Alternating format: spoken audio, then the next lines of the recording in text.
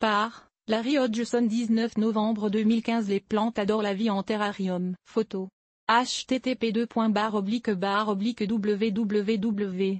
Grow Little. Comme les terrariums sont présentement très à la mode dans les jardineries et fleuristeries, ces contenants vitrés, munis ou non d'un couvercle transparent, sont généralement décorés de plantations mixtes de petits végétaux, créant un effet de jardin en miniature. C'est tout à fait chic et sans doute que la plupart des gens en achètent un surtout pour leur beauté, mais saviez-vous qu'un terrarium bien conçu est plus facile à maintenir que n'importe quelle autre plantation faite à l'intérieur? C'est que, dans un terrarium, le taux d'humidité atmosphérique demeure toujours élevé. Dans un terrarium fermé, d'ailleurs, il peut avoisiner 100%. Comparez cela à l'humidité relative dans une maison normale qui peine à atteindre 30%. Sachant que la plupart des plantes préfèrent une humidité de 70% et plus, un terrarium leur paraît un paradis comparativement aux conditions à l'extérieur du contenant. Terrarium avec Epicea et Synyngia miniature. Et cette forte humidité réduit de beaucoup les besoins d'arrosage. Après tout, le gros de l'eau absorbée par une plante qui pousse à l'air libre est perdu à la transpiration. Dans un terrarium,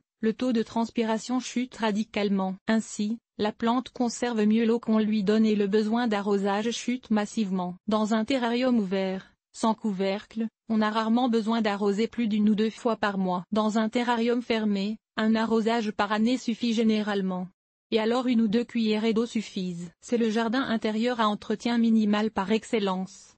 Du moins pour les plantes qui aiment une atmosphère humide. Trouver des plantes convenables. Il faut de petites plantes pour un terrarium réussi. La vaste majorité des plantes tropicales que nous cultivons comme plantes d'intérieur aimeraient mieux pousser dans un terrarium qu'à l'air libre.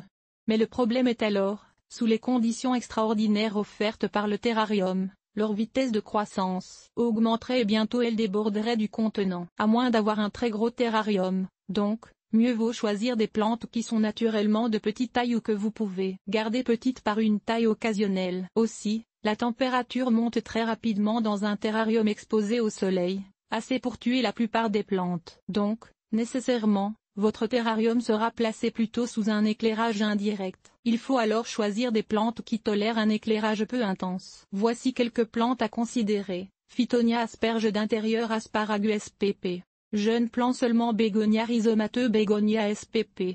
Capillaire Adiantum cvs, Cryptanthe Cryptanthus cvs, Epicea Epicea cvs, Figuier pleureur Ficus benjamina, variété naine. Comme tout little figuier rampant Ficus pumila, Phytonia Phytonia cvs, fougère à feuilles rondes Pelea rotundifolia, fougère. Nid d'oiseau Asplenium nidu, jeune spécimen larme de bébé Soleil Rolie, lierre anglais Hedera helix cvs. Mousse. Diverses espèces, orchidées miniatures, diverses espèces et CVS, palmier nain Chamaedorea élégant, Syn. Néante della, semi-seulement philodendron CVS, petite variété Pilea de Pressa, P. Microphylla, etc.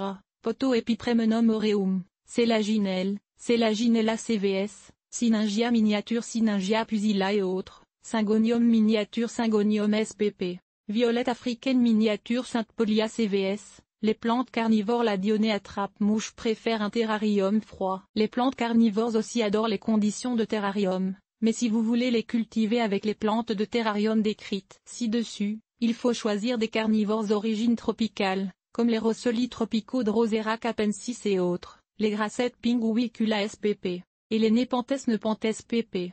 Les variétés qui exigent un hiver froid, comme la dionée attrape-mouche Dionea muscipula, les Sarracenia spp, et les rossolis de climat tempéré Drosera rotundifolia et autres, demanderont leur propre terrarium, où la température hivernale peut descendre à environ 5, c'est l'hiver. Aussi, la plupart des plantes carnivores exigeront un terreau acide, habituellement de la mousse de sphaigne, et un arrosage à l'eau dépourvu de minéraux, comme l'eau de pluie ou l'eau distillée. Autrement dit, elles préféreront sans doute leur propre terrarium où elles peuvent recevoir l'attention spéciale qu'elles méritent. Évitez les cactés et succulentes. La pire erreur que font beaucoup de gens est de composer de beaux petits jardins de cactus et de succulentes dans un contenant vitré. Les cactés et succulentes ne font pas de bonnes plantes de terrarium. Pourtant, vous allez me dire, c'est que je vois en magasin. D'accord, mais les terrariums offerts en magasin sont faits pour être vendus, pas pour être viables. Les stylistes, je peux difficilement les traiter d'horticulteurs qui créent les terrariums commerciaux aiment cactés et les succulentes non pas parce qu'elles poussent bien en terrarium, mais parce qu'elles ne poussent pas, Privées de lumière adéquate, ces plantes restent au beau fixe pendant des mois et des mois. Ainsi le montage paraît fraîchement fait pendant très longtemps, un atout majeur pour la vente. Éventuellement, toutefois, les succulentes pourrissent les unes après les autres. Pourquoi? D'abord, à cause des parois vitrées. L'humidité qui règne dans un terrarium est trop forte pour des plantes issues d'un milieu aride. Et il y a également très peu de circulation d'air, ce qui tend aussi à provoquer la pourriture. Aussi, le terreau aura tendance à rester humide trop longtemps. Et, comble de malheur, on peut difficilement trouver un emplacement qui convient à un terrarium de cactés et de succulents. Ces plantes préfèrent le plein soleil, mais si vous placez un terrarium aux parois vitrées au soleil, la température à l'intérieur montera tellement que les plantes en mourront. Un jardin de cactus réussit mieux quand il n'est pas entouré de vitres. Si vous insistez pour cultiver des succulentes dans un terrarium, préférez un terrarium ouvert, sans couvercle, et à parois basses. Ainsi l'air peut circuler plus facilement, réduisant le surplus d'humidité. Et cela vous permettra de les cultiver davantage au soleil. Préférez aussi les succulentes autres que les cactés, comme les crassulas, les aortias, les sédums, les gasterias, et les echeveria, les véritables cactés étant généralement trop sujettes à la pourriture. Les pierres vivantes Lithops spp. aussi sont de pauvres choix pour un tel terrarium. D'ailleurs, si vous tenez à travailler avec des succulentes, préférez un jardin de cactus dans un pot avec un ou des trous de drainage, plutôt qu'un terrarium, car, sans parois vitrées, la circulation d'air sera bonne et de surcroît vous pouvez placer un tel jardin dans un endroit ensoleillé. On l'appelle traditionnellement cette sorte de plantation un jardin de cactus même s'il ne contient que des succulentes autres que des cactus. Assembler les ingrédients, préparer un terrarium est un jeu d'enfant. D'ailleurs, c'est un excellent projet pour les familles et pour l'école aussi. Il ne faut qu'une petite demi-heure et tout est fait. Mais au départ, il faut d'abord ramasser les matériaux et cela peut prendre un certain temps. Presque n'importe quel contenant vitré peut servir de terrarium. Mais idéalement l'ouverture sera assez large. D'abord, presque tout contenant de verre, quelle que soit sa forme, peut convenir pour un terrarium, un verre ballon, une grosse bouteille, un aquarium, etc. Vous pouvez choisir un terrarium ouvert, non couvert, ou fermé, couvert d'un morceau de vitre ou de plexiglas. Il est même possible de faire un terrarium dans un contenant à goulot étroit. Mais c'est plus compliqué et je n'aborderai pas cette technique ici. Il est plus facile d'utiliser un contenant avec une ouverture assez grosse pour pouvoir y insérer la main. Ramassez les ingrédients avant de commencer. Photo, magazine.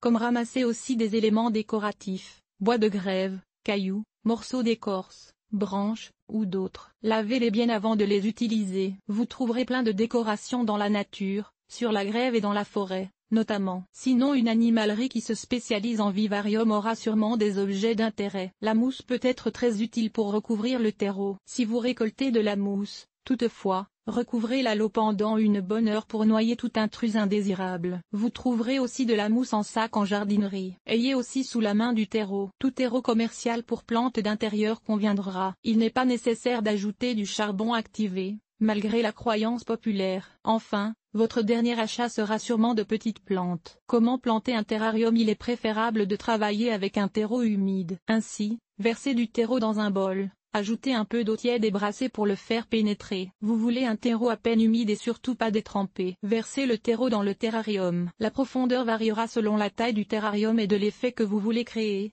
Il vous faut 5 cm au moins, mais 10 cm est beaucoup mieux. Vous pouvez utiliser des pierres ou autres objets pour créer des dénivellations différentes, surtout dans un terrarium de grande taille. Notez que vous n'avez pas besoin d'une couche de drainage, même si plein de sites web sur les terrariums y insistent. Il n'y a pas de drainage possible dans un terrarium. Point à la ligne, les racines de vos plantes plongeront jusqu'au fond du contenant. Que vous ajoutiez une couche de gravier au fond ou pas. Ainsi cette fausse couche de drainage ne fait que gaspiller de l'espace précieux qui aurait pu être consacré à du terreau, un produit que les racines des plantes apprécieront davantage. Plantation du terrarium. Extirpez maintenant les plants de leur peau. N'hésitez pas à défaire la motte et d'étaler les racines dans tous les sens pour réduire sa hauteur. Mettez la plante en place et comblez avec du terreau. Répétez avec les autres plantes. Pour terminer le montage, ajoutez la mousse et les autres éléments décoratifs. Laissez aller votre imagination. Quand vous avez terminé, vaporisez délicatement de l'eau pour tasser le terreau et installer le contenant sous un éclairage modéré. Évitez le soleil direct, dans une pièce normalement chauffée. Si jamais vous voyez de la condensation, enlevez le couvercle pendant quelques jours pour laisser évaporer le surplus d'eau. Et si jamais le terreau semble carrément détrempé, utilisez un linge ou essuie-tout pour absorber le surplus. Et maintenant, L'entretien mis à part un arrosage occasionnel. Le seul entretien consistera à pincer ou tailler les plantes pour en contrôler leur croissance et, parfois, à remplacer une plante qui déborde vraiment de l'espace désigné. Mieux vaut éviter de fertiliser, du moins au cours des 12 premiers mois, et même après, seulement très modestement. Vous ne voulez pas stimuler une croissance trop rapide. Certains terrariums fonctionnent sans plus de modifications pendant 15 à 20 ans. Un terrarium bien planifié est réellement le jardin idéal pour un jardinier paresseux.